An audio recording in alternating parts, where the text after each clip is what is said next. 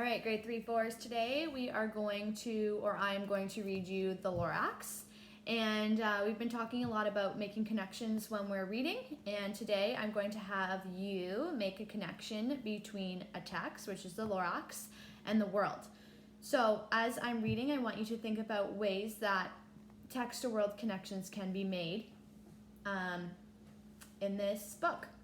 So any connections that you can think of, any ways that when I'm reading and you think of something that reminds you of something in the world, then I want you to use that as one of your connections. Okay, so I will start reading and I want you to just think and listen. So the Lorax.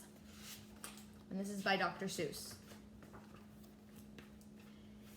At the far end of town where the grickle grass grows, and the wind smells slow and sour when it blows, and no birds ever sing excepting old crows, is the street of the lifted Lorax.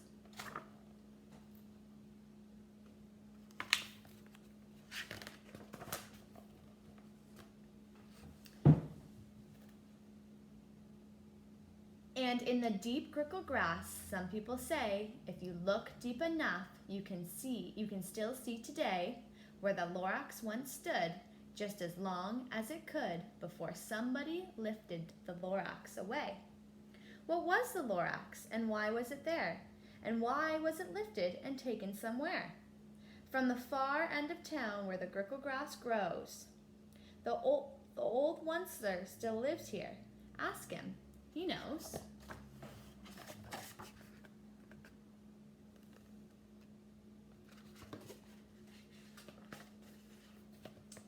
You won't see the Onceler. Don't knock at his door. He stays in his lurkum on the top of his store. He lurks in his lurkroom, cold under the roof, where he makes his own clothes out of muffered moof. And on special dark midnights in August, he peeks out the shutters, and sometimes he speaks and tells how the Lorax was lifted away. He'll tell you perhaps, if you're willing to pay.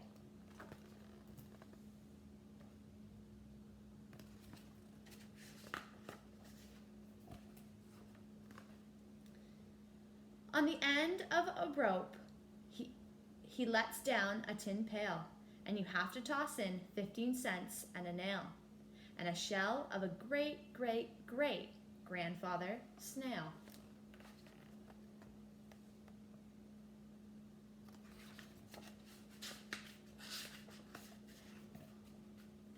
Then he pulls up the pail, makes a most careful count to see if you paid him the proper amount. Then he hides what you paid him in his snub, his secret away, Then he hides what you paid him away in his snub, his secret strange hole in his grovelous glove. Then he grunts, I will call you by whisper-ma-phone, for the secrets I tell you are for your ears alone.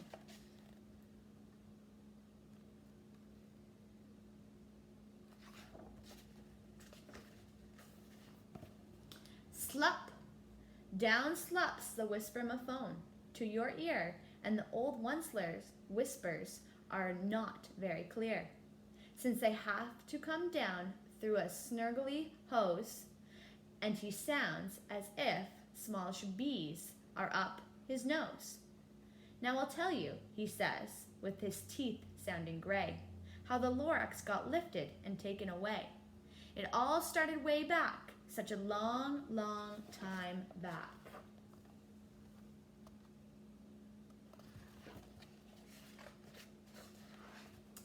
Way back in the days when the grass was still green, and the pond was still wet, and the clouds were still clean, and the song of so-me swans rang out in space.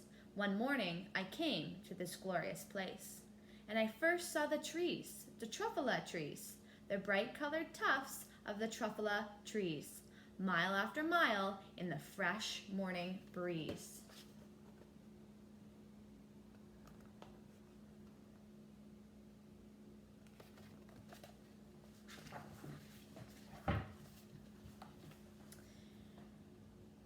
And under the trees I saw brown barbaloots frisking about in their barbaloot suits as they played in the shade and ate truffula fruits. From the rippleless pond came a comfortable sound of humming fish humming while splashing around.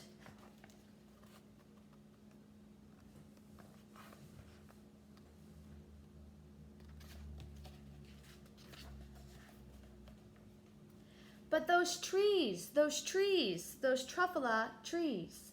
All my life I'd been searching for trees such as these.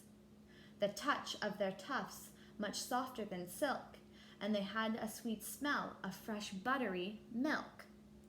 I felt a great leaping of joy in my heart. I knew just what I'd do. I unloaded my cart.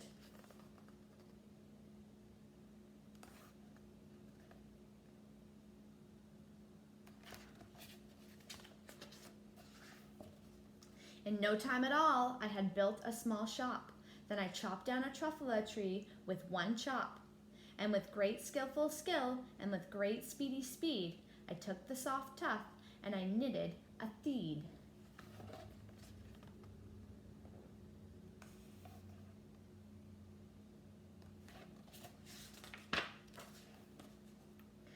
The instant I'd finished, I heard a gazump. I looked. I saw something pop out of the stump of the tree I chopped down. It was sort of a man. Describe him? That's hard. I don't know if I can. He was shortish and oldish and brownish and mossy. He spoke with a voice that was sharpish and bossy.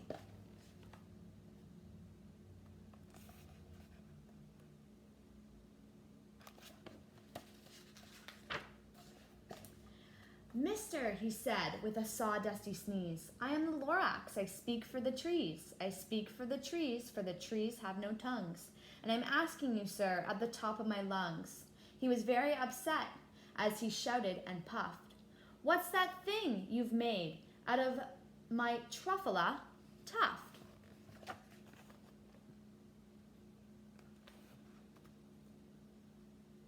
So maybe it might be a good idea to start thinking about why this Lorax might be so mad that the Onceler is cutting down all of these trees to make things for himself.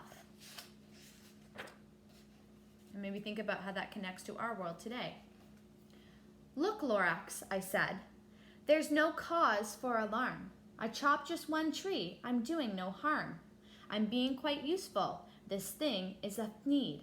A need is a fine something that all people need. It's a shirt, it's a sock, it's a glove, it's a hat. But it has no other uses. But it has other uses, yes, far beyond that. You can use it for carpets, for pillows, for sheets, for curtains or covers, for bicycle seats. The Lorax said, Sir, you're crazy with greed. There is no one on earth who would buy that fool deed.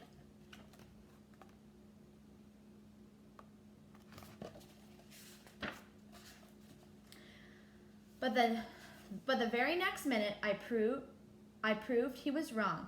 For just at that minute, a chap came along, and he thought that the need I had knitted was great. He happily bought it for $3.98. I laughed at the Lorax. You poor stupid guy. You never can tell what some people will buy.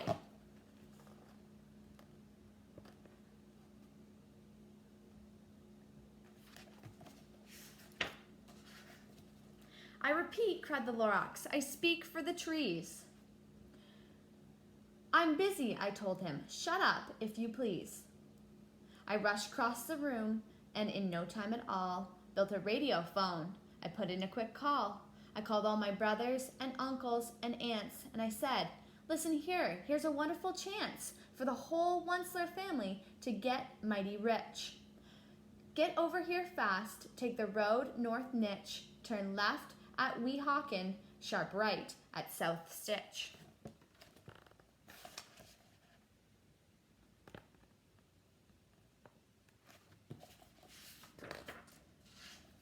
And in no time at all, in the factory I built, the whole Onceler family was working full tilt. We were all knitting needs, just as busy as bees, to the sound of the chopping of truffula trees. So they're cutting down all the trees and making needs. Then, oh baby oh, how my business did grow. Now chopping one tree at a time was too slow. So I quickly invented my super axe hacker, which whacked off 4 truffula trees at one smacker.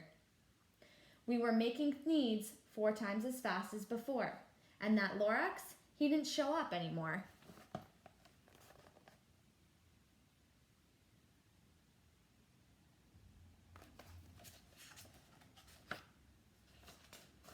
But the next week he knocked on my new office door. He snapped, "I'm the Lorax who speaks for the trees, which you seem to be chopping as fast as you please. But I'm also in charge of the brown barbaloots, who played in the shade of their barbaloot suits, and happily lived eating truffula fruits. Now, thanks to your hacking my trees to the ground, there's not enough truffula fruit to go round, and my poor barbaloots are getting the crummies because they have gas and no food in their tummies."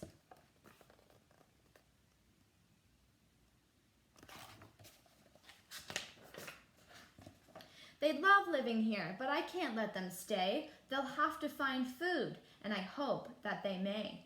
"Good luck, boys," he cried, and he sent them away. I, the Onceler, felt sad as I watched them all go, but business is business, and business must grow, regardless of crummies in tummies, you know.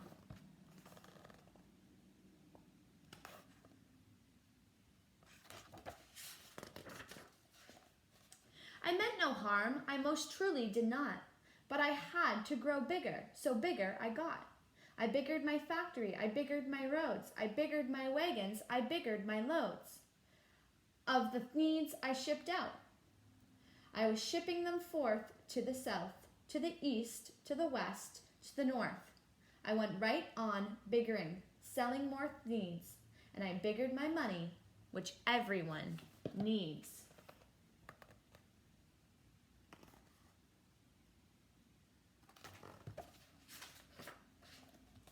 Then again he came back.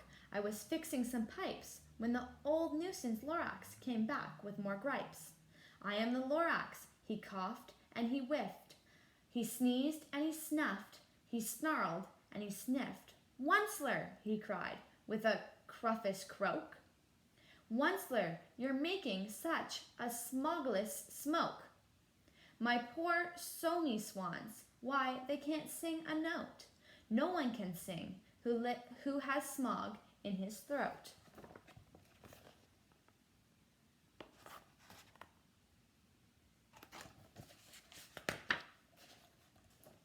And so said the Lorax, "Please pardon my cough. They cannot live here, so I'm sending them off. Where will they go? I don't hopefully know. They may have to fly for a month or a year to escape from the smog you've smogged up around here."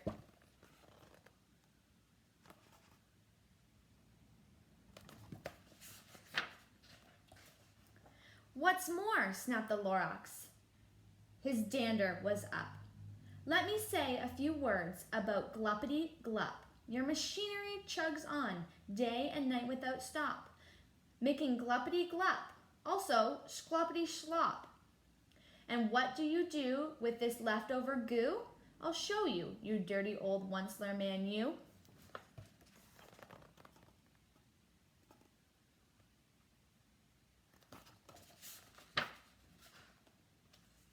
"You're glumping the pond where the humming fish hummed.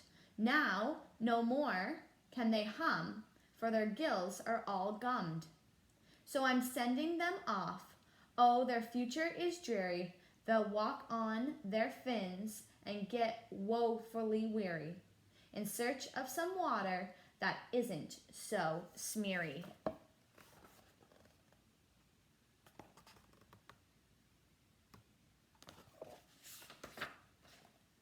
And then I got mad. I got terribly mad. I yelled at the Lorax. Now listen here, Dad. All you do is yap, yap, and say, bad, bad, bad, bad. Well, I have my rights, sir, and I'm telling you, I intend to go on doing just what I do. And for your information, you Lorax, I'm figuring and biggering, and biggering and biggering and biggering, turning more truffula trees into needs, which everyone needs.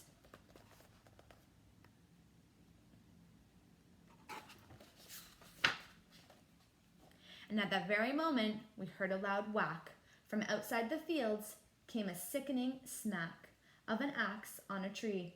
Then we heard the tree fall, the very last truffula tree of them all.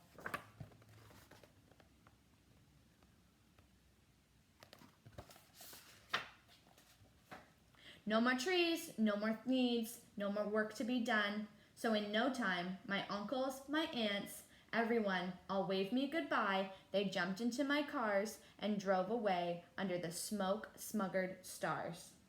Now, all that was left neath the bad-smelling sky was my big empty factory, the Lorax, and I.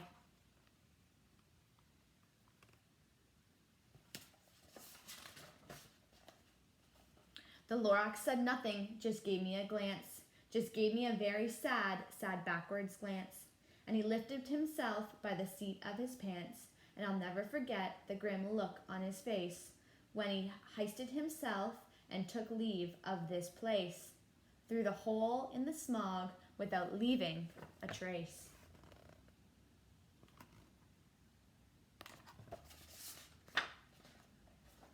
And all the Lorax left here in this mess was a small pile of rocks with one word, unless. Whatever that means, I just couldn't guess. That was long, long ago, but each day since that day I've sat here and worried away. Through the years, while my buildings have fallen apart, I've worried about it with all of my heart.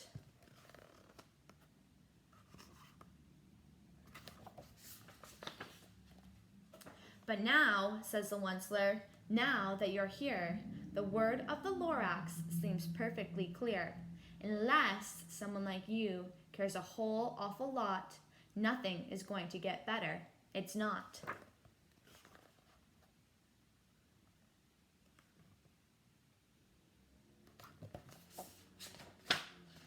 So, catch, calls the Onceler.